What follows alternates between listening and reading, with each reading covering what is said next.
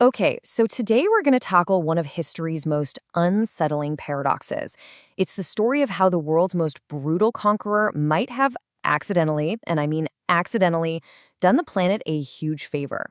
It's a wild story that connects unimaginable violence with a completely unexpected environmental outcome. I mean, it just sounds impossible, right?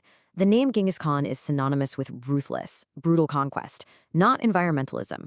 So how could his legacy possibly include cooling the Earth? Well, that's the mystery we're going to unpack right now. First things first, let's be absolutely clear about who we're dealing with here.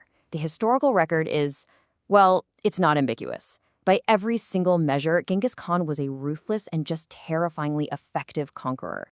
His campaigns weren't legendary for their brutality. We're talking about the complete and total annihilation of entire cities. When the Mongol hordes swept through a region, they often left nothing and no one behind. And the sheer scale of the destruction is it's staggering.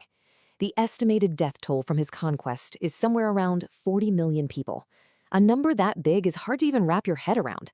At the time, that was a huge chunk of the entire world's population. And yet, buried inside this story of unparalleled destruction is an unbelievable twist.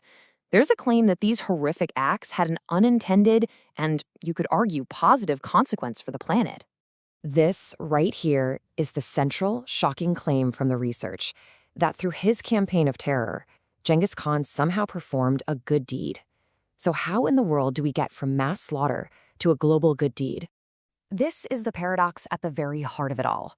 On one side, you've got a cruel conqueror responsible for unbelievable destruction, and on the other, a completely unintentional result, an act that actually reduced global warming. These two ideas just don't seem like they should fit together, so let's connect the dots. So how did all that destruction lead to a greener planet? Well, the chain of events is actually surprisingly straightforward, even if it is pretty grim. Just think about it for a second. What happens when millions and millions of people vanish? The farms they worked, the cities they lived in, they all just fall silent. With no one left to cultivate the land, nature simply began to take over. Fields, villages, entire settlements were slowly reclaimed by vegetation, eventually turning back into vast forests. Okay, so the world became greener. But so what? What does that actually mean for the atmosphere? This is where we get to the real science behind the claim. It all comes down to a simple but incredibly powerful concept. You see, trees are like nature's air purifiers. Through photosynthesis, they literally breathe in carbon dioxide, the main greenhouse gas we're always talking about, and they lock that carbon away in their wood and in the soil. So as these new forests grew across the vast, now empty Mongol Empire, they began doing this on an absolutely epic scale. And the impact was massive. The reforestation that followed his conquests was so vast that it's estimated to have scrubbed 700 million tons of carbon from the atmosphere. Let that sink in. 700 million tons. That's a staggering amount, more than enough to have a real, measurable impact on the global climate.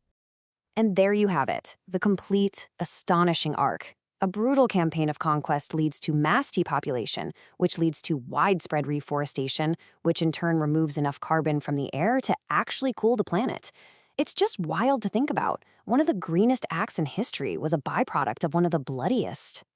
So what are we supposed to take away from this deeply uncomfortable piece of history? Well, it reveals, in the most extreme way possible, the profound link between human activity and the climate. It forces us to grapple with a really chilling idea that one of the largest green events in history was the direct result of an unprecedented human tragedy. It's a story with no easy answers, just a lot of very difficult questions.